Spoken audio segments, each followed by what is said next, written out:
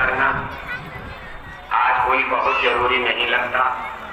सन 2012 में हमारे पूज्य हुजूर महाराज ने जब इस मिशन की पतवार उन्होंने, इस नाव की पतवार उन्होंने संभाली थी, उसमें कितने रेजिस्टेंस, कितने झंझावात और प्रतिरोध सामने आकर खड़े हो गए थे। फिर भी जितनी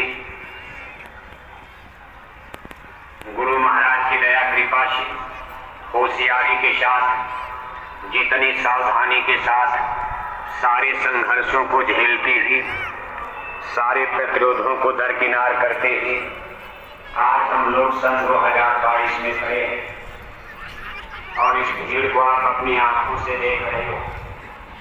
अभी तो कितने लोग बाहर टहल रहे।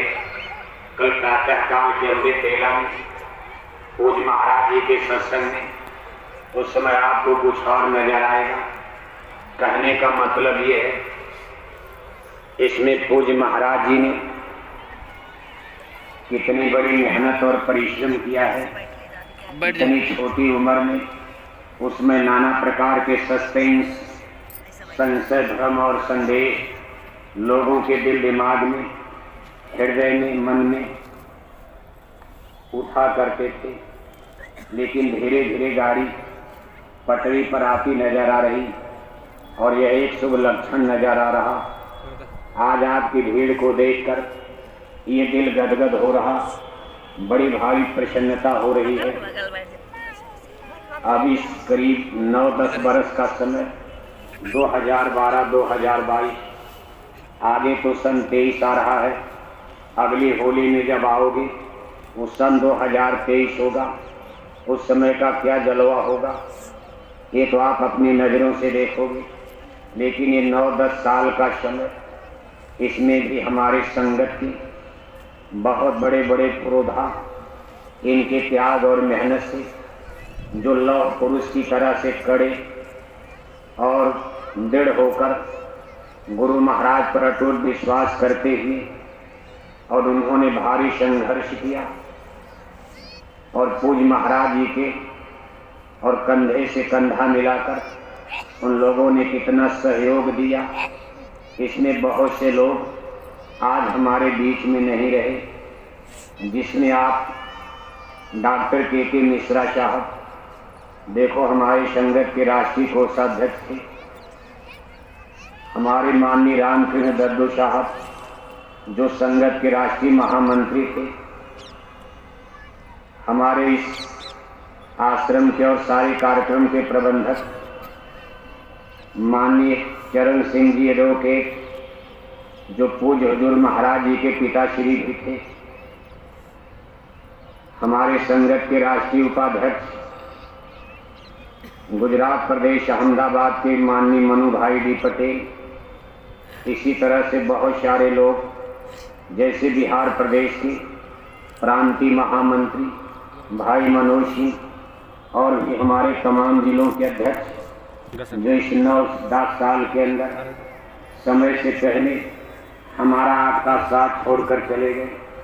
लेकिन उन लोगों ने कितने दृढ़ता के साथ उस संघर्ष के वक्त और समय में पूज्य महाराज जी का सहयोग किया है। इसके लिए हमारी संगत इन महान आत्माओं की सदा ऋणी रहेगी। इतिहास उनको याद करता रहेगा। जय गुरुदेव मिशन के इतिहास में ये महान आत्माएं अमर कही जाएंगी। हम उनको बहुत बहुत स्नेह श्रद्धा अर्पित करते हुए आज इन महान आत्माओं को बार बार नमन और प्रणाम भी करते। और भी हमारे बहुत से संगत के सम्मानित पदाधिकारीगण, तमाम छोटे बड़े हमारे सत्संगी सेवादार भाई बहन, बहुत लोग 9 साल के अंदर इस संसार को छोड़ करके चले गए। उन लोगों ने अपने अपने हिसाब से अपनी अपनी यथाशक्ति भक्ति किया। भक्ति का मतलब दरबार के हुक्म का पालन करते रहे। सारे जीवन और जिंदगी उन लोगों ने टाट बोरा और जैकेट पहनकर तन मन धन का सहयोग करते हुए आज इस संगत को सिंचित करते हुए इस मुकाम पर लोगों ने पहुंचा दिया। कि आज ये भीड़ इसकी गवाही दे रही है। इसमें कोई गप वाली बात नहीं है। आप अपनी नज़रों से देखकर हैरान होंगे कि कभी इसी मैदान में आधे मैदान को भरना कठिन हो जाता था, लेकिन धीरे धीरे उमड़ता जन सैलाब। और इसके लिए हम पूज्य हुजूर महाराज जी को बहुत बहुत धन्यवाद देते हैं। उन्होंने जितनी बड़ी दृढ़ता इच्छा शक्ति से गुरु महाराज की मौल दया मेहर में दृढ़ प्रतीक और विश्वास को कायम करते हुए और आपके विश्वास को डिगने नहीं दिया। बस थोड़ा दिन आप और इंतजार करो। इस मथुरा दरबार में, इस गुरुद्वारे की पावन मिट्टी में सब लोग आकर के नतमस्तक होंगे। कहीं शांति ढूंढे नहीं मिल रही है, न राजा को शांति, न रैयत को शांति, न जाने ये दुनिया कहाँ जा रही है। कहीं शांति ढूंढे नहीं मिल रही है। जहाँ दुनिया शांति खोज रही, शांति का कोई अड्डा मुकाम ही नहीं है। शांति तो अपने अंदर में है, जहाँ खजाना गड़ा हुआ है। जिस कमरे में, कोठरी में, महल में ये अमोलक दौलत छिपी हुई है, उसमें माया ने ताला लगा दिया और चाबी कुंजी गुरु महाराज के हाथ में है। जिस दिन ये घट का ताला खोल देंगे, ये अमोलक दौलत जिसको पाकर बादशाह बादशाहत छोड़ देता, बड़े बड़े राजा साधु सन्यासी बन जाते, इतनी बड़ी चीज आपको मिल गई। जिस दिन ये दौलत आपको मिल जाएगी, आप कितने प्रसन्न हो जाओगे, कितने मगन हो जाओगे। जैसे मीराबाई मगन हो गई, पग बांधे घुघरू नाची मीरा, लोक लाज मान सम्मान सब तो में ही समाप्त हो जाता। ये सब कुछ अपने आप समाप्त होता। मन के विकार नष्ट हो जाते और मन का विकार ही हमको आपको तकलीफ देता रहता। ये मन के अंदर जो विकार है, एक तरह से पॉइजन, ये जहरीला, जैसे नाग और नागिन में जहर छिपे होते हैं, उनकी सांस और फुफकार पर भी जहर की ही किरणें निकलती हैं। ऐसे हमारा ये मन, ये तमाम प्रकार के रसायन, जिसको जहर भी कहा जा सकता, ये हमारी आत्मा पर छोड़ता रहता और हमारी आत्मा को इसी ने दुखी बना रखा। स्वयं भी दुख में गया और आत्मा को भी दुख में ले गया। तो थोड़ा इस पर विस्तार से हम आप चर्चा कर लेना जरूरी है कि आप किस रास्ते पर चल रहे हो, आपका वास्तव में मिशन क्या है। सच्चा सुख, सच्चा आनंद, सार्वभौमिक शाश्वत सनातन, ये आपको कहाँ प्राप्त होगा। बाहर में कहीं कोई मौका नहीं। दुनिया की दौलत आपको दे दी जाए, लेकिन रोना धोना जाने वाला नहीं है। कल हमने आपको, पूरी बात तो नहीं हो पाई क्योंकि अंधेरा हो गया, यानी गुरु महाराज ने हमको आपको ये समझाने का प्रयास किया कि भाई आपके दुख और द्वंद्व का, रगड़े झगड़े संघर्ष का, कष्ट और क्लेश का, आपके सारी दुख तकलीफ का असली कारण तो यही आपका मन है। सूरत तू दुखी रहे हम जाने, जादिन से तू सब विशारा, मन संग यारी ठानी। सूरत तू दुखी रहे हम जाने, मन मूरख तन साथ बधानी, इंद्री स्वाद लुभानी। यहाँ तक देखो चर्चा हो चुकी थी। अब इसके आगे गुरु महाराज समझा रहे हैं कि तेरे दुख का और भी कारण है, यही मन ला करके ऐसे कठिन जाल में फंसा दिया, आप समझ नहीं पाए। जैसे कोई चतुर शिकारी लोभ और मोह के किस्म किस्म के दाने जमीन पर छींटकर उस पर बारीक तारों का जाल डाल देता, अपने आड़ में छिप जाता है। आसमान से उड़ता पक्षी जा रहा, नीचे दाने देखकर लालच में आ जाता, खाने के लिए उस पर बैठता है, लेकिन उसको शिकारी का दाव पेच समझ में नहीं आया। और देखो उसके तालू में, उसके पंजे में, नाखून में ये बारीक तारों के जाल फंस जाते। अब उसी में उलझता चला जाता। तब तक शिकारी इसको गिरफ्तार कर लेता, ले जाकर पिंजरे में डाल देता, उसकी आज़ादी ग्रीस हो जाती। इसी तरह से महापुरुष गुरु महाराज समझाते हैं कि तेरे दुखों का कभी भी अंत नहीं हो सकता अगर तू हमारी बात नहीं मानेगा। कहा कुल परिवार सदा दुखदाई, यामे फिरत भुलानी, सूरत तो दुखी रहे हम जाने। कहे जो कुल कुटुंब कबीला, रिश्तेदार नातेदार दोस्त मित्र, घर परिवार सगे संबंधी, दुनिया और दुनिया की ये दौलत, रुपए पैसे धन दौलत, जमीन बगीचा कोठी हवेली, हिंदी अंग्रेजी डिग्री वहदा, ये सब कुछ आपके लिए कभी ये दुख का कारण बनता। यामे फिरत भुलानी, हे सूरत तू इसमें भूल गई, तू भूली हुई है जैसे कोई अपने घर को भूल गया, अपने परिवार को भूल गया, अपने सच्चे माता पिता को भूल गया। अब ऐसे बावला बनकर पागल बनकर और पागलपन में कहता है कि ये घर मेरा है, तब तक वहाँ ठोकर लगती है कि नहीं नहीं ये तेरा घर नहीं। आगे जाता है किसी को पकड़ लेता है कि भाई यही मेरी माँ है, नहीं नहीं मैं तेरी माँ नहीं। फिर आगे बढ़ता है कि नहीं नहीं मेरे पिता है। कहते हे सूरत तू अपने सच्चे स्वामी, अपना सच्चा वतन, अपना सच्चा देश, अपना सच्चा घर, अपने सच्चे माता पिता को तूने भुला दिया। अब तू जिस नगर में रह रही है यहाँ तेरा कुछ नहीं है, ये परदेश है। सूरत देश है अपना विश्राना, काल देश घर है अपना जाना। अपने निज घर को तो भूल गई और इस काल के देश को, जन्म मरण के नकली देश को अपना ये मान बैठी। इसमें इतने रिश्ते नाते बना डाले, अंत में कहा ये दुख के कारण बन जाते। तू भूली हुई है और ये सब चीजें एक न एक दिन तेरा साथ छोड़ेगी। आज मिल गई, थोड़ा बहुत तुझे आनंद मिलता, जिस दिन इनका वियोग होगा, इनका अलगाव होगा, इनसे भी छुड़ना होगा, ये भी रोएगी और तू भी रोएगी, क्योंकि इसमें कोई परमानेंट अस्थायित्व नहीं है। ये सारी चीजें टेम्परेरी हैं।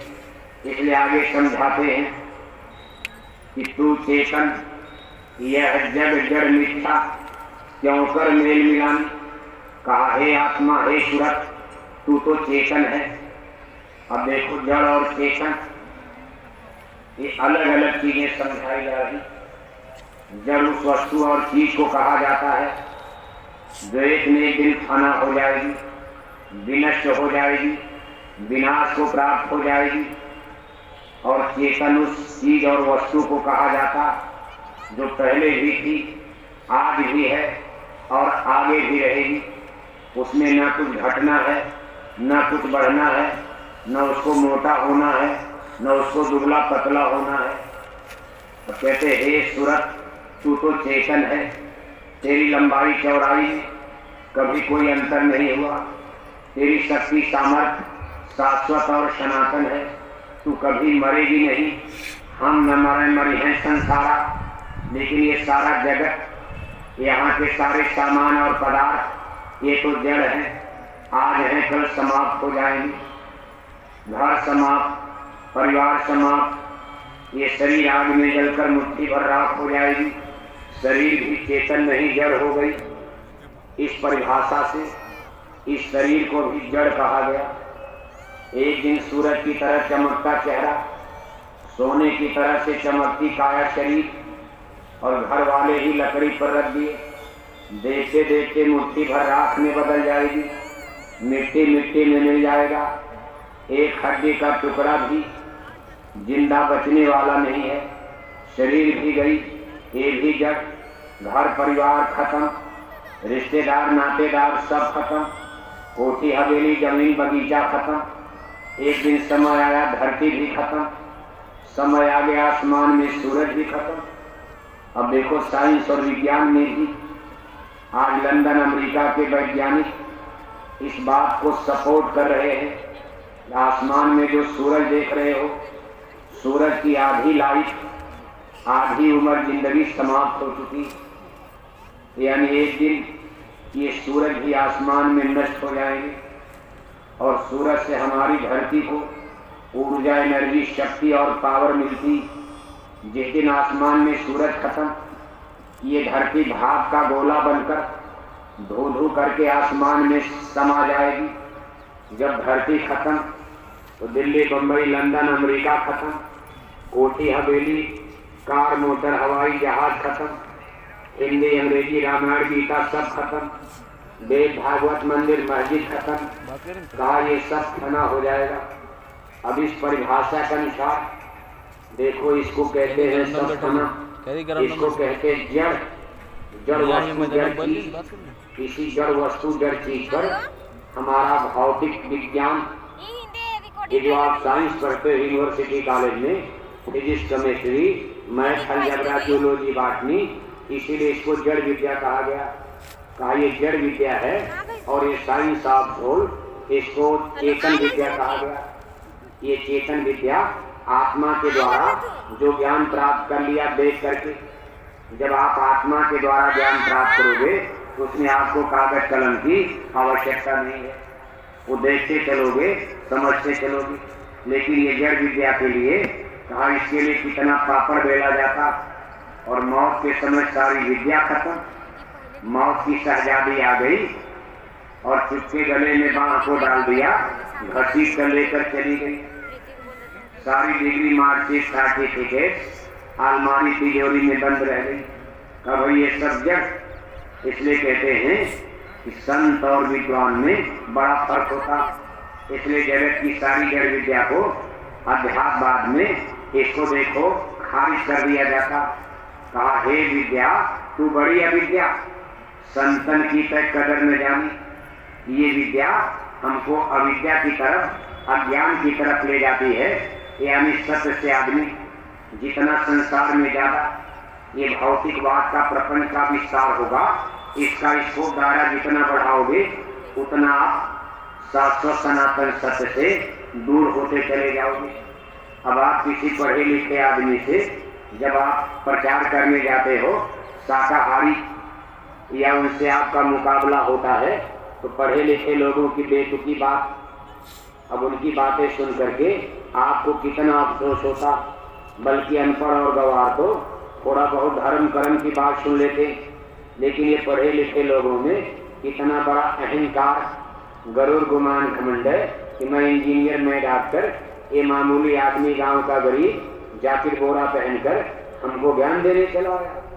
कहते हे विद्या तू बड़ी अविद्या, संतन की तय कदर न जानी। कहा उनका दुर्भाग्य होता। ये सब माया का प्रपंच होता।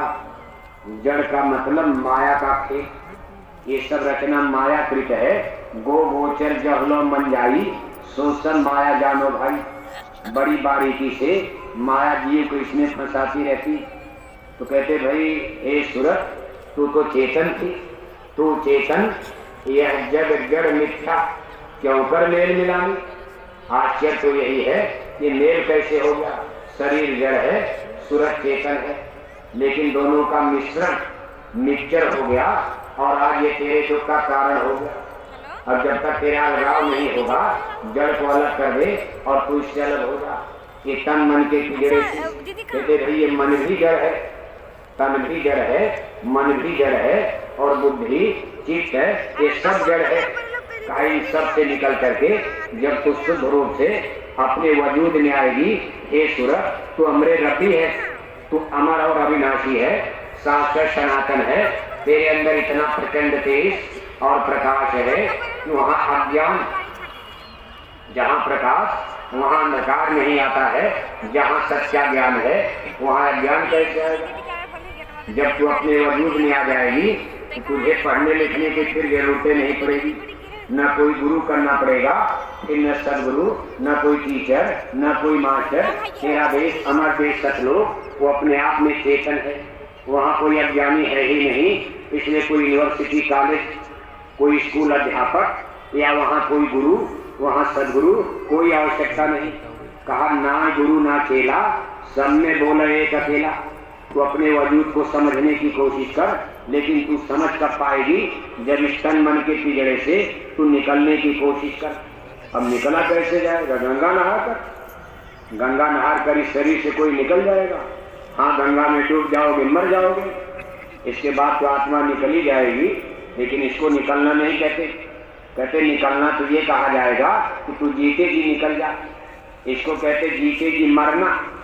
जैसे बच्चे रंग बिरंगी पतंग उड़ाते हैं, डोर उनकी हाथ में लगी रहती है, आसमान में डोरी बढ़ाते गए, पतंग उड़ती चली जाती, फिर उसी डोर के सहारे वो पतंग को खींचकर वापस लाते। मान लो कहीं डोर टूट गई तो पतंग हवा का झोंका आया, अब वो पतंग दोबारा वापस नहीं आ सकती। जैसे रंग पतंग उड़ाई, हवा जाए तन ऐसे जाए। अगर ये डोर टूट गई, अब वो पतंग चली गई, आप उसको वापस नहीं ला सकते। लेकिन जब तक डोर लगी रहती है, पतंग को वापस भी लाया जाता। इसी तरह से प्राण अपान वायु पर, ये देखो ये हृदय चक्र पर ये प्राण अपान वायु धौंकनी चलती रहती। जब आप जीते जी मरोगे, मरना इसी को कहते, दोनों स्थिति में मरना। एक अब ये मरना हो रहा है कि गुरु की दया कृपा से और यहाँ से सूरत अंग बरामद हो गया और दोनों आंखों के बीच में दृग द्वारे देखा एक खिड़की, तासे हो सूरत मुर्शर की। दरवाजा खुल गया और आप घर मकान के कमरे के बाहर निकल गए। एक तन रूपी कारागार से, एक तन रूपी पिंजड़े से जब पिंजड़े का मुंह खुल गया, कब भाई यहाँ से बाहर निकल गए। ये साधना अवस्था में। लेकिन जब साधना के द्वारा आप निकलोगे तो सूरत तो निकल गई, लेकिन प्राण अपान वायु ये हृदय चक्र पर, ये देखो प्राण अपान, ये हमारी डोर ये अंदर में हृदय चक्र से लगी रहती। इसलिए इसी क्रिया के द्वारा फिर स्वर्ग वैकुंठ घूम लिया, उसके आगे चले गए, फिर इस शरीर में आप आ गए। लेकिन मौत के समय खुदा के फरिश्ते, मौत के सिपाही जब जबरदस्ती निकालते हैं कि हृदय चक्र से ये प्राण डोर कट जाती, तब आप कहते हार्ट अटैक हो गया, ये धड़कन बंद हो जाती है, नाड़ी बंद हो जाती है, और जब पिंजड़े से पक्षी उड़ गया दोबारा इस शरीर में नहीं आ सकता। लेकिन साधना में निकल गए, फिर वापस आ गए। देवी देवताओं से मिल लिया, ब्रह्मा से मिल लिया, विष्णु से मिल लिया, शंकर से भी मिल लिए, उसके ऊपर गए और मिल लिए, और फिर शरीर में आ गए, तब कितनी प्रसन्नता होती। शंकर से मिलने का मतलब उतनी शक्ति मिल गई। मिलने का मतलब केवल मिलना नहीं, अगर विष्णु से मिल गए आप विष्णु की शक्ति प्राप्त कर गए। शंकर से मिल लिए तो समझ लो शंकर की शक्ति आ गई। किसी में ऋषि मुनि धोखा खा गए, लेकिन जो सदगुरु की शरण में रहता है, सदगुरु उसको ब्रीफ करते रहते कि भाई कोई जानने न पाए कि तू शंकर बन गया है, कोई जानने न पाए कि तेरे अंदर विष्णु की शक्ति आ गई है, अपने को छिपा कर रखना, बगल की हवा भी न जानने पाए। तो संत मत में सतगुरु इतनी हिदायत देते रहते हैं कि कोई समझ न पावे, कोई जान न पावे। इस तरह की स्थिति में तो कहते भाई इस तन मन के पिंजड़े से आजाद होना। अब आजाद होने के लिए महापुरुष ही रास्ता बता सकते हैं।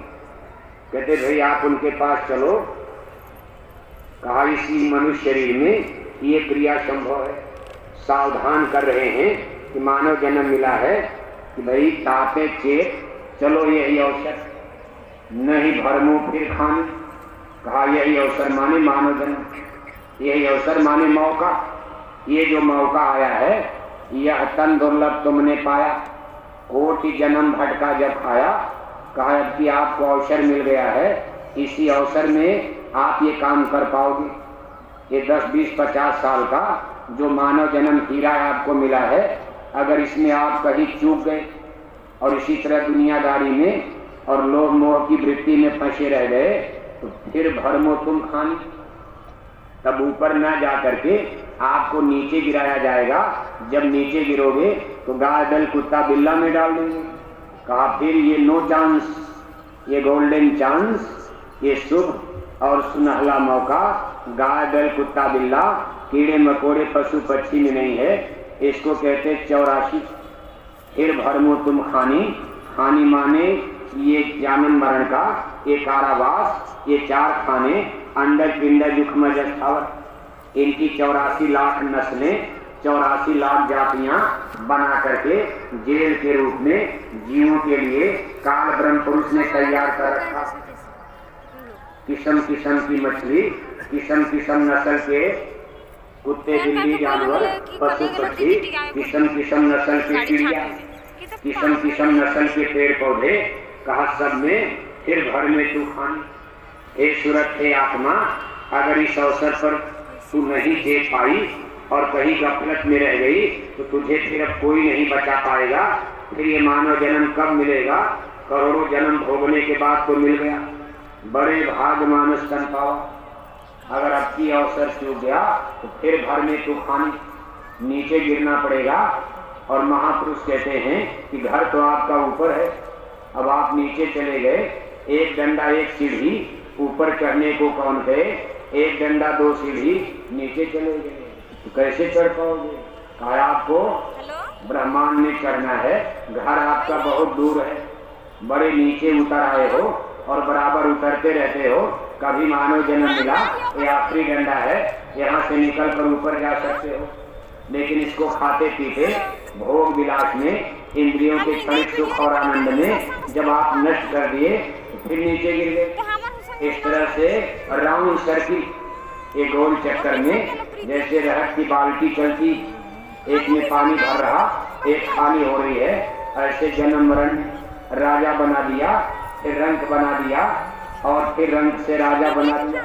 कोई पुण्य उदय हो गया तो दिल्ली लखनऊ में गद्दी मिल गई, और कोई पाप कर्म बन गया तो तब से चूके राजा और राज से चूके नरका, ले जाकर नरकों में डाल दिया। फिर बड़े घर में जन्म दे दिया, भूल चूक हो गई, पाप कर्म बन गया तो जंगल में गिट्टी मिट्टी तोड़ने के लिए भिखारी, झोपड़ी में जन्म दे दिया, मकान के नाम पर झोपड़ी, जमीन बगीचे के नाम पर कुछ नहीं। रोज कुआं खोदो, पानी पियो, रोज दिहाड़ी मजदूरी करते हैं, जीवन भर गरीबी जाने का नाम नहीं ले रही।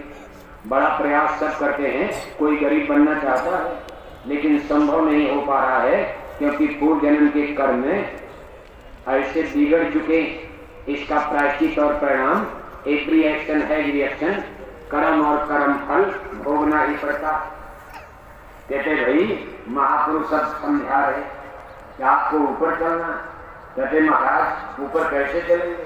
कहते भाई आप सोचते हो कि मंदिर देवालय शिवालय में वहां से ऊपर का रास्ता मिल जाएगा, का उधर नहीं है, का वो भी सब जड़ है। आप सोचे गंगा जमुना से रास्ता होगा ऊपर चलने का, कहा वहां भी नहीं है, खोज करके देख लिया वहां भी नहीं। रामायण गीता के पन्ने में मिल जाएगा, रोज इसी को पढ़ते जा रहे, कहा वहां भी नहीं है।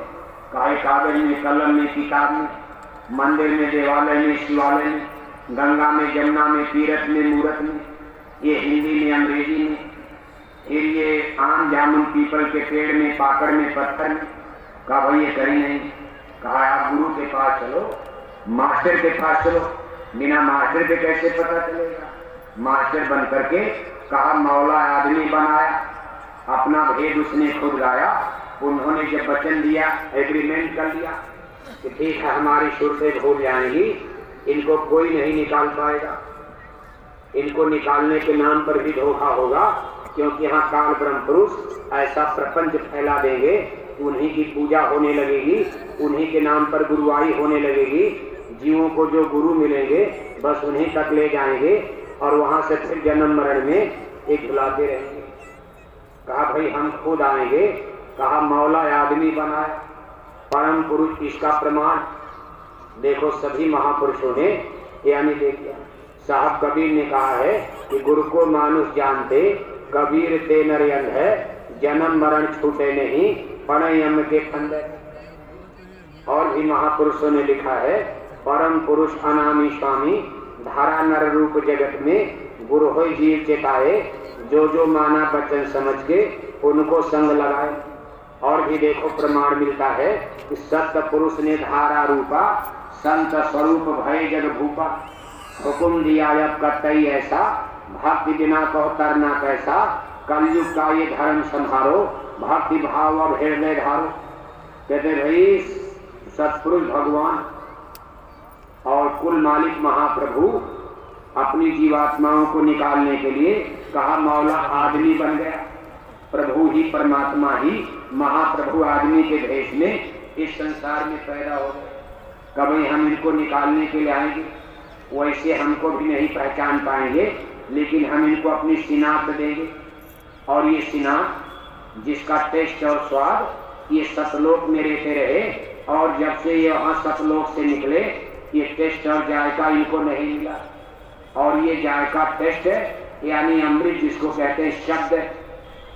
अब ये शब्द देखो इस डिक्शनरी में, अध्यात्मवाद की डिक्शनरी में ये शब्द है और संत है और सूरत, ये शब्द नाम, ये सारे नाम, ये जो अक्षर आपके सामने हैं, ये सब वर्तमान समय इसी कलयुग में सबसे पहले ये चीज साहब कबीर के स्पिरिचुअल लिटरेचर में सामने आती है। ये आपको 4 वेद में नहीं मिलेगा, हिंदुओं की पवित्र पुस्तक श्रीमद् भागवत गीता में भी नहीं मिलेगा, हमारे शास्त्रों में, पुराणों में, वाल्मीकि रामायण में, वशिष्ठ और विश्वामित्र, श्रृंगी पराशर, इन सब लोगों के ग्रंथों में, यानी गोया जितने हिंदू धर्म के स्पिरिचुअल लिटरेचर कहीं आपको ये चीजें मिलेंगी नहीं। ये संतों ने इसको आगे बढ़ाया, इसलिए इसका एक्सप्लेनेशन जब इसकी एनालिसिस और विश्लेषण अपने भारत की धरती पर होने लगी, एक बार भी इसका बड़ा विरोध हुआ और अभी तक जनता की समझ में ये बात पूरी नहीं आ रही कि भाई ये क्या चीज है, कान में अंगली डालो, ये कौन पूजा होती है। और वो तो पूजा किसी तरह की, विशेषकर आज के समय आप देखते हो लोग जाते हैं बस मूर्ति के सामने खड़े हो गए, थोड़ा दिया बाती कर दिया, मंदिर में घंटा टना टन बजा दिया, कहा बस पूजा पाठ। थोड़ा त्रेता और द्वापर में जब पीछे आप चलोगे वो लोग थोड़ा दृष्टि हो की साधना, ऐसे आंख बंद करके और दोनों आंखों के बीच में मन बुद्धि चित्त का कंसंट्रेशन, ये शब्द वाला भेद जो बहुत आसान है, यानी ये कान बंद करके कहा सतयुग त्रेता द्वापर गीता, कोई न जानी शब्द की रीता, कलयुग में स्वामी दया विचारी, प्रगट होके शब्द पुकारी। इसका खुलासा एक्सप्लेनेशन, इसका ये मतलब नहीं है कि प्राचीन काल में हमारे ऋषि मुनियों को शब्द का ज्ञान नहीं था, उस समय भी था, लेकिन ज्यादा से ज्यादा घंटे और शंख का। जैसे कोई पैसेंजर ट्रेन आपको वहां तक ले जाकर छोड़ देती, अब आपको आगे जाना है, मान लो अमेरिका की यात्रा करनी है, अमेरिका में कोई ट्रेन जा ही नहीं सकती, अमेरिका में कोई कार मोटर लेकर जाना चाहे क्योंकि बीच में 7 समुंदर आता है, इतने गहरे लंबे चौड़े विशाल, अभी तक उस पर पुल नहीं बन पाया। जब पुल नहीं बनेगा तो कैसे रेलवे लाइन बिछाई जाएगी और कैसे सड़क बनाई जाएगी। और भविष्य में भी वैसे विज्ञान की तरक्की को देखकर अब असंभव तो नहीं कहा जा सकता है, क्योंकि आज आदमी के बनाए हुए जहाज चंदा मामा की यात्रा कर रहे, लेकिन फिलहाल अभी तक उस समुद्र में कोई पुल नहीं बन पाया। फिर भी लोग अमेरिका आते जाते हैं, लेकिन एक ही साधन है जिसको हवाई जहाज, आप जहाज कहते हो, चाहे पानी वाली जहाज और चाहे हवा में चलने वाली हवाई जहाज। जहाज के अलावा दूसरा कोई सिस्टम साधन आपको अमेरिका नहीं ले जा सकता। इसी तरह से ये घंटे और शंख का जिक्र तब तो हिंदू ग्रंथों में और हिंदू धर्म में लोग जब ठाकुर जी की कथा सुनते हैं तो हिंदू घरों में लोग ये देखो मुंह से शंख बजाई जाती, एक पैरा पढ़ लिया गया, एक लेसन अध्याय, इसके बाद हमारे पंडित पुरोहित लोग ऐसे जोर से शंख फूंकते। लेकिन ये शंख समुद्र में जो बड़े बड़े घोंघे होते हैं इनको निकाल करके लाते, जैसे अपने गांव में तालाब में छोटी छोटी घोंघी देखते हो, समुद्र में बड़े बड़े घोंघे, उसमें से निकाल कर लाते हैं और उसमें जीव होता, ये जीवधारी होते हैं, उसको धूप में सुखाते हैं, थोड़े दिन में वो मर जाते, फिर इसको झाड़ करके पोंछ करके साफ करके इसको शंख बना लिया जाता है। और हिंदू धर्म के मुताबिक ठाकुर जी की कथा में यही शंख फूंक करके 1 बजा दिया, 2 बजा दिया, लेसन पढ़ते हैं भाई ये कथा सुन करके उनका ये भला हो गया, इनका ये भला हो गया, इनका ये भला हो गया। इस तरह से 5 शंख बजा दिया, बस कथा पूरी हो गई, 5 शंख बज गई, कथा पूरी। फिर मंदिर में जाते हैं तिलक टीका लगाकर और वहाँ लोहे पीतल के घंटे लगे होते हैं। मंदिर में जब प्रवेश करते हैं देवढ़ी दरवाजे पर तो पहले घन घन घन घन वही पीतल का घंटा बजा देते हैं। अब ये सब देखो उन चीजों का रूपक, ये उन चीजों का प्रतीक है जो हमारे ऋषि मुनि त्रेता द्वापर में अंदर में इस चीज को पाया करते थे, लेकिन वहां चलने का उनका तरीका ये शब्द का मार्ग नहीं था। इसको बड़ी कठिन साधना, दृष्टि योग साधना कहते थे। हजारों हजार वर्ष वो लोग पेड़ के नीचे बैठकर आसमान से पानी बरस रहा, आंख बंद करके मन बुद्धि चित्त का कंसंट्रेशन, वो भी ऊपर चढ़ना चाहते थे अब इंद्रिय दरवाजों से। अब इसमें पहले चरण में इस शरीर को खाली करना पड़ता।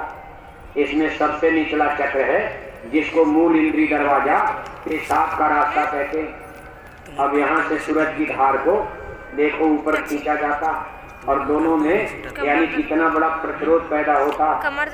काम की धार हमारी सूरज की धार को नीचे खींचती है मूल इंद्रिय दरवाजे, और सदगुरु की शब्द धार हमारी सूरज को ऊपर खींचना चाहती। तो दोनों में कुछ दिन तक रगड़ा झगड़ा चलता। एक ताकत नीचे खींचना चाह रही और एक ताकत आपको, जो सदगुरु ने नाम दे दिया यही शब्द है, अब आपको ऊपर खींच रहा। पहले शरीर से उतर करके कहा मेरे रंग महल चली आओ, दिखाऊं तो ही अगम गली।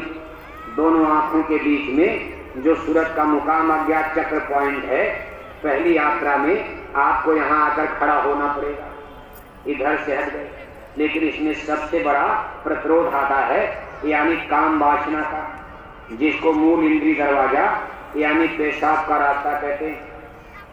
कहा जहां काम का नाम नहीं, जहां नाम नहीं काम, और एक म्यान में दो खड़ग, देखा सुना न काम। एक म्यान में जैसे दो तलवार नहीं रखी जा सकती, इसी तरह से जहां काम वासना है वहां नाम नहीं खींच पाता, और जहां नाम प्रकट हो गया वहां काम जल करके भस्म हो जाता। कहा ज्यों ही हृदय, ज्यों ही नाम हृदय बड़ा भया, का ये सारी चीजें जल करके भस्म हो जाती। तब सिर तीसर नयन उखारा, तुरंत काम जर हो गए छारा। अब संत मत में अब इस ऋषि मुनि इसके लिए क्या करते थे, घर परिवार बाल बच्चे छोड़कर सीधे जंगल चले गए। लेकिन कभी कभी वहां भी मन और माया, अक्सर आपने पढ़ा इतिहास में कि ऋषि मुनियों को फिर गड्ढे में डाल दिया। इसलिए संत मत में पहले इससे निपट लिया जाता। आपको घर नहीं छोड़ना है, परिवार नहीं छोड़ना है, यहाँ क्या दिक्कत है? दिक्कत तो आपके शरीर में मन बैठा है, और ये मन की धार आपको मूल इंद्रिय दरवाजे पर एक खींच करके नीचे ले जाती। और जब ये धार चलती है तो बड़े बड़े लोगों का मन डोल जाता। आप बराबर देखते हो, अंग्रेजी पढ़ते हैं, पिंगल पढ़ते हैं, लेकिन इतने गंदे गंदे काम कर देते हैं कि सुन करके रेडियो और बार टेलीविजन में शर्म के मारे सर झुक जाता। हर विदेशी कल्चर में इस समस्या से निपटने के लिए उन्होंने एक थियरी बना दिया जिसको कहते हैं सेक्स इज ए प्ले। अब उसको खेल मान करके अमेरिका, यूरोप यानी विदेशी कल्चर में, विदेशी इंग्लिश कल्चर में इस समस्या से उन्होंने निपटने के लिए अपने कौशल पाया। लेकिन भारत में ऋषि और मुनियों ने बराबर इसका प्रतिरोध किया कि भाई ये भारत की धरती है, साधु संतों की धरती है, यहाँ जीवात्माओं के कल्याण का रास्ता बताया जाता है, और इसमें कभी भी ये थियरी नहीं चल पाएगी सेक्स इज ए प्ले, यानी सेक्स को प्ले मान लिया जाए।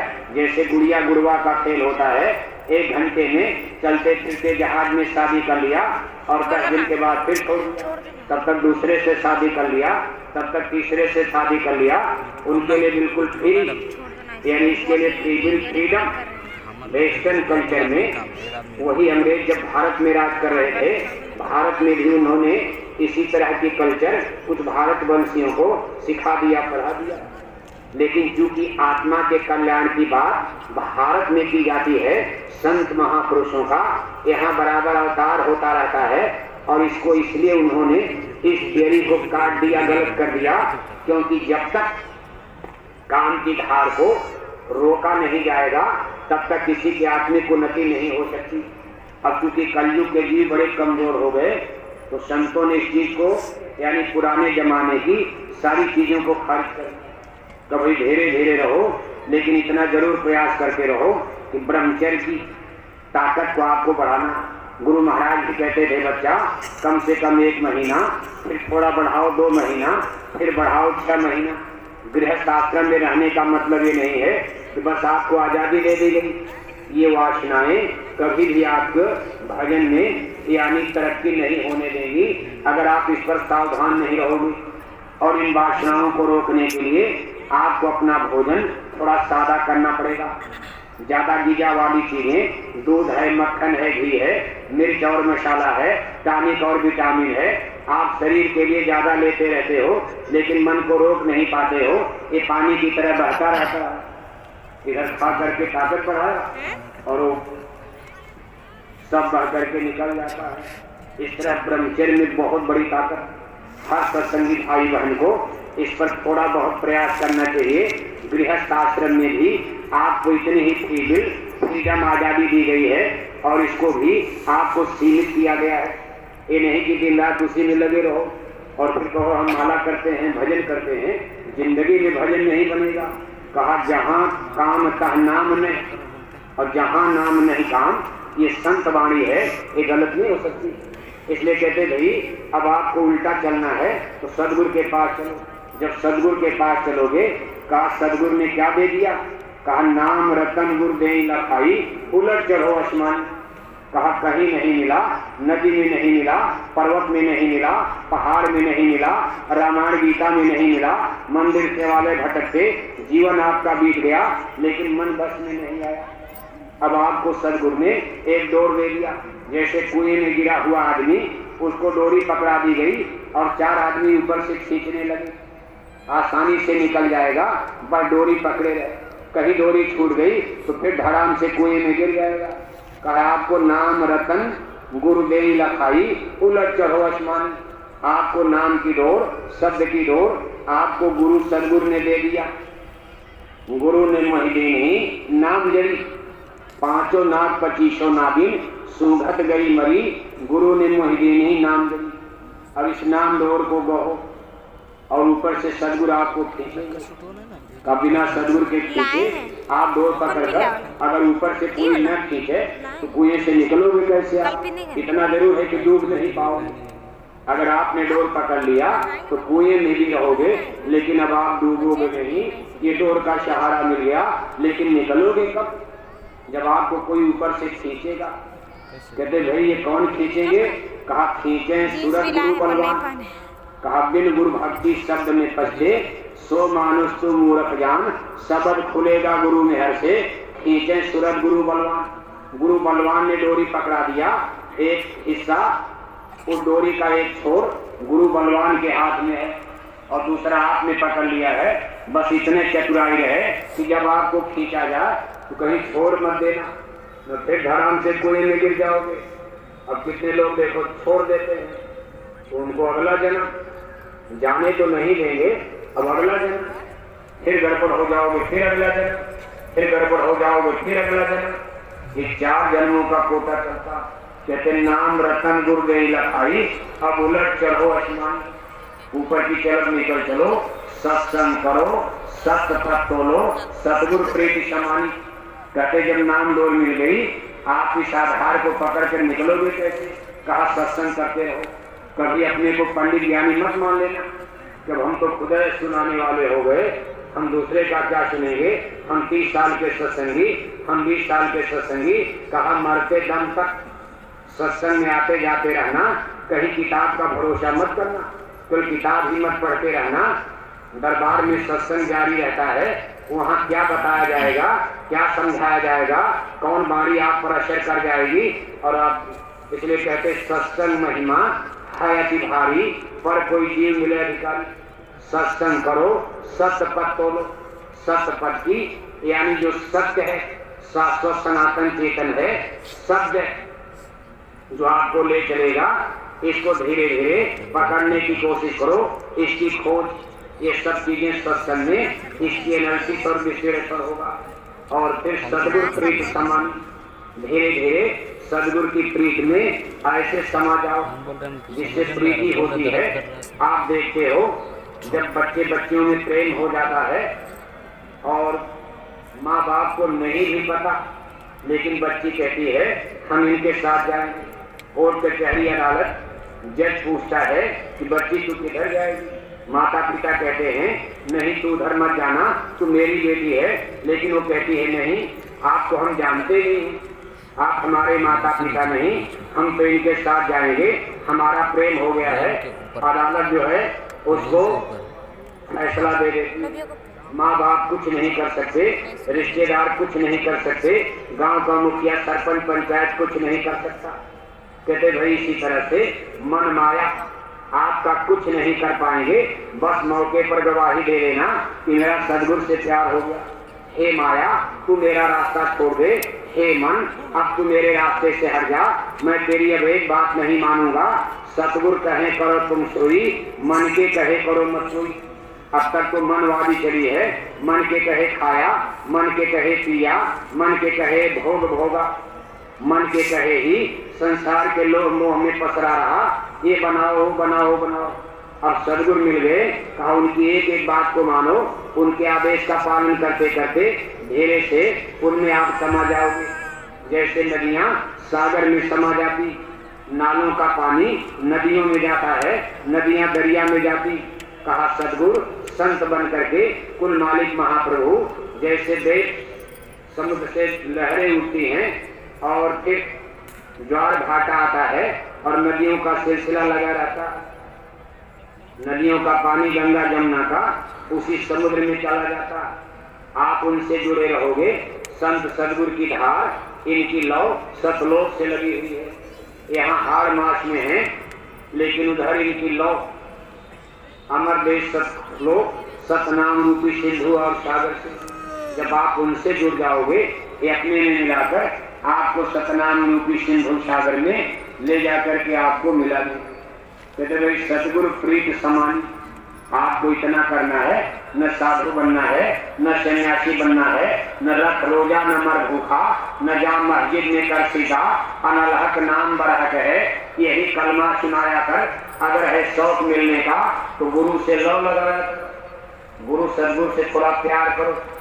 प्यार में फिर सब कुछ गुरु का और गुरु का शिष्य का, यानी गुरु का सब कुछ शिष्य का और शिष्य का भक्त जन का सब कुछ गुरु का हो जाता। फिर इसमें कोई दीवार कोई भेद अपना पराया का नहीं रह जाता। इसको कहते हैं प्रीति समानी। वैसे स्थिति बहुत कठिन है, इतना आसान भी नहीं है कि जवानी जवानी कह दिया कि हम समा गए और भक्त हो गए। कहना तो आसान है लेकिन वो असली चीज कहा हारी हारी अब शरण परानी, जतन करूं तो बन नहीं आवे, हारी हारी अब शरण परानी। बड़े जतन किए जाते हैं फिर भी ऐसा नहीं होता। लेकिन सदगुरु वादा करते हैं कि तुम्हारी चिंता में चितहारी, तुम यह चिंत धर रहो प्यारा, वह तो रूप दिखा कर छोड़ू, तुम जल्दी क्यों करे पुकारा। तुम्हारा मैंने वचन दिया है, मैंने नाम डोर पकड़ा दिया है, अब हम आपको गिरने नहीं देंगे, अब कुएं में जाने नहीं देंगे, नरकों में नहीं जाने देंगे।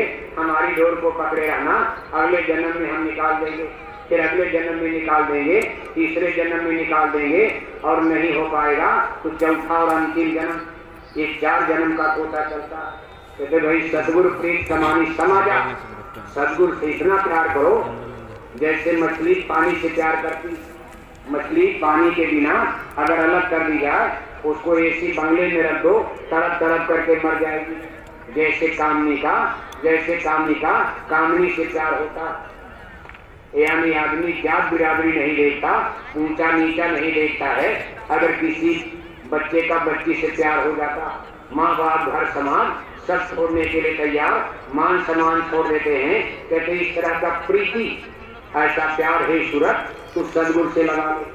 इतना काम करो तुम अपनी माने मानव जन्म में। अगर सदगुरु संत मिल गए इतना काम करो, इतना काम करो तुम अपनी, फिर आगे की सदगुरु जाने। तुम आप इतने काम करो, इससे आगे आप चढ़ नहीं पाओगे। चढ़ाने की जिम्मेदारी उनकी है, बस आप तैयार रहो कि हे स्वामी आप हमारे हो, हम आपके हैं, हम आपके साथ अब चलने के लिए तैयार हैं। यही उनसे वादा भी हुआ है कि आप इनको जबरदस्ती नहीं ले जा पाएंगे, पाला खींचा जाएगा, इनसे पूछा जाएगा इधर जाओगे इधर जाओगे। जैसे कोर्ट में बच्ची से पूछा जाता है इधर जाओगी इधर जाओगी। अगर उसने कह दिया हम इनके साथ जाएंगे, कोई क्या करेगा? उनसे एग्रीमेंट हो गया, काल ब्रह्म पुरुष ने देखो एग्रीमेंट करवा लिया, समझो। इनको आप जबरदस्ती मत ले जाना। जब ये कह देंगे हम इधर जाएंगे, अब हमको ये देश अच्छा नहीं लगता, यहाँ का कुछ अच्छा नहीं लगता है, हमको वैराग हो गया, विरक्ति हो गई है, हमारे अंदर कोई लोभ, कोई मोह नहीं जगता है, तो कहा आपकी तरफ चले आएंगे, आप इनको ले जा सकते हो। लेकिन जब तक इनके अंदर लोभ है, मोह है, हमारी एक चीजों का जो हमने बाजार लगाई है, इसका इनके अंदर लालच है, तब तक इनको जबरदस्ती आप नहीं निकाल सकते हो। बस इतने तो करना। कहा इतना काम करो तुम अभी, फिर आगे की सदगुरु जान। सतगुरु स्वामी कहे बुझाई, दुख छूटे सुख मिले निशानी। कहते भाई आपका दुख छूट गया और सुख का देश, अमर देश, सत्संग संदेश आप प्राप्त कर गए। प्रेमी भाई बहनों, परम पूज्य स्वामी जी महाराज ने अमर सौदा किया। कोई ऐसा घाटे का सौदा, ये जिंदगी और ये संसार, ये जन्म मरण तो चलता रहेगा। वो आपकी आत्मा के कल्याण के लिए, सूरज को जगाने के लिए संसार में उन्होंने जन्म लिया। मान लो जो लोग नामदानी नहीं है, वो भी तो कष्ट में, कितना पैसा आदमी कमा ले, दुख तकलीफ तो अपने कर्मों का परिणाम होता। आपने कोरोना महामारी में देखा, करोड़ों करोड़ों रुपए तकिया बिस्तर पर थे और बड़े बड़े डॉक्टर सामने बीवी बेटे मर रहे। डॉक्टर जिन्होंने हजारों को जीवन दान दिया, अपनी बीवी को नहीं बचा पाए और करोड़ों रुपया उनका तकिया बिस्तर पर लगा रहे। ये जन्म मरण, ये क्रम इसी तरह चलता रहता। अब कहते भाई चाहे जो भी हो सुख दुख, आप यहाँ से निकलने की तैयारी करो। और आपको निकलने के लिए गुरु महाराज ने नाम योग साधना, ये सूरज शब्द का मार्ग दे दिया है। अपने अपने हिसाब से भक्ति भी करो, सेवा करो। दरबार के हुक्म का पालन ही ये गुरु भक्ति सेवा में आता है और तब आप सदगुरु से नजदीक होते जाओगे। इसलिए कोई इसमें कंप्लेन नहीं, ये नहीं कि आपको शंका हो गई, संशय हो गया। अपनी बुद्धि कभी मत लगाया करो, बस चुपचाप जो दरबार का हुक्म हो जाए उसका पालन करने की कोशिश किया करो। फिर आपकी राह आगे बढ़ जाएगी परमार्थी। थोड़ा भी सस्पेंस हुआ, थोड़ा भी संशय भ्रम हुआ, थोड़ा भी इधर उधर भटक गए तो उसका नुकसान हो जाता। इसलिए प्रेमी भाई बहनों, अब देखो दिन डूब रहा, बड़ी शांति से आप बैठे रहो, मत कोई, अभी तो आपको दक्षिणा देनी है। गायों की सेवा के लिए रजिस्टर हुई है। अभी एक प्रार्थना हो रही, बैठे रहो, थोड़ा देर भजन भी करना है। जब तक ये प्रार्थना चलेगी तब तक आप सेवा देते रहो। इसके बाद प्रार्थना के बाद ज्यादा नहीं 5 मिनट, किसी को मान लो पेशाब टट्टी लग गई है, कोई जबरदस्ती नहीं, लेकिन कोई बहाना बना करके मत जाना। अगर किसी को लगी हो तो आप जा सकते हो, पहले आप सेवा देते रहो, प्रार्थना बोलते रहना। सेवाएं तो सब पूर्वक जारी हैं। मथुरा खितौरा की इस समय की जो विशेष सेवा है, ये देखो अपना अस्पताल, इसके लिए आपको अभी विशेष सेवा सूचना आपको यहाँ मिल जाएगी और बराबर दी जा रही है, मन से दी जा रही। मीटिंग गोष्ठी भी हो रही है जिला अध्यक्षों के माध्यम से। जो लोग नहीं भी आए हैं उनको सूचना दे दी जाएगी। यानी बहुत ही हर तरह की तकनीकी, हर तरह के तमाम संसाधन से सुसज्जित ऐसा अस्पताल बन रहा है कि मथुरा में देख करके लोग दांते तले उंगली दबाएंगे। और ये गुरु महाराज का गुरुद्वारा है, यहाँ दवा के साथ दुआ भी काम करेगी। जो काम दवा ना करती है वो काम दुआ कर जाती है। इसलिए इस अस्पताल में बड़ी बड़ी मशीनें भी मंगाई जा रही। हर जिले को, प्रांतों को उनकी संगत की शक्ति के अनुसार ये सेवा की जिम्मेदारी दी जा रही। किसी को आंख वाली मशीन, किसी को कान वाली मशीन, किसी को हार्ट वाली मशीन। इन मशीनों की कीमत 40 लाख 50 लाख, कोई मशीन तो 1-1 करोड़। इस तरह से जो बड़ी बड़ी संगतें हैं उनको विशेष जिम्मेदारी, जैसे भारत की महानगरों की संगत मुंबई है, दिल्ली है या जयपुर है, और जिलों की संगत में जैसे गोरखपुर है, जौनपुर है, आपके राजस्थान में भीलवाड़ा है, आपके मध्य प्रदेश में सागर है। ऐसे तमाम प्रांतों में जो अच्छी अच्छी संगतें हैं, ये सबकी लिस्ट जारी हो रही है। और कोई भी घर परिवार ऐसा ना बचे जिसमें आप सेवा बढ़ करके यानी इसमें थोड़ा आपको विशेष सेवा देनी है। अगर आप नौकरी करते हो तो आप उसमें कोशिश करना कि भाई चलो हम भी इस गुरु महाराज के अस्पताल में, जो गुरु महाराज के श्री चरणों में पूज्य महाराज जी के द्वारा आगे आने वाले भंडारे पर सादर अर्पित किया जाएगा, आपका सेवा सहयोग इसमें लग जाना चाहिए। बाकी और बातें, अभी तो 2 दिन कार्यक्रम है, तो पहला दिन, अब ये लगातार 2 दिन तक चलता रहेगा। आपको हर चीज समझा दी जाएगी, इतने प्रसन्न होकर जाओगे, आपके चेहरे की मुस्कान बढ़ जाएगी, दुख तकलीफों में आपको अवश्य ही कमी नजर आएगी और प्रसन्नचित दिखाई दे रहे हो। और 2 दिन और बीतते बीतते आपका चेहरा और प्रसन्नचित हो जाएगा। कल प्रातः काल के अमृत बेला होली का मुख पर, वैसे कहीं कहीं तो आज ही मनाई गई, लेकिन अपने आश्रम पर यानी होली का मुख पर कल मनाया जाएगा। और प्रातः काल अमृत बेला में पूज्य महाराज जी का सत्संग संदेश होगा। सूचना आपको ज्यों ही मिले, आप तमाम नए लोगों को लाए हो, सबको मैदान में लाकर समय से पहले आप आकर बैठ जाना। और चूंकि आलस नींद न आवे, कोई बड़ी ठंडी नहीं है, तो नए लोग जिनको नामदान लेना है, थोड़ा स्नान भी, अगर बुखार बीमारी नहीं है, स्नान करके कपड़ा भी बदल लेना। बाकी आपकी इच्छा, इसमें कोई अनिवार्य चीज नहीं है। इससे लाभ होगा कि आपको समय सुस्ती, सत्संग, आलस और नींद नहीं आएगी। तो आप उनको सबको ला करके कल मैदान में यहाँ बैठा देना, जिनको भगवान के भजन का सच्चा रास्ता लेना, बड़ी मेहनत करके जिनको आप लाए। अब आप बैठे प्रार्थना बोलिएगा, बोलो जय गुरुदेव। भाई हवाई जहाज कौन प्रार्थना बोले, कोई है? कौन है? नहीं, कोई बोलूँ? जय गुरुदेव, जय गुरुदेव। प्रार्थना होने जा रही है। आप सभी प्रेमी भाई बहन छोटी सी प्रार्थना दोहराएंगे। जय गुरुदेव, जय गुरुदेव,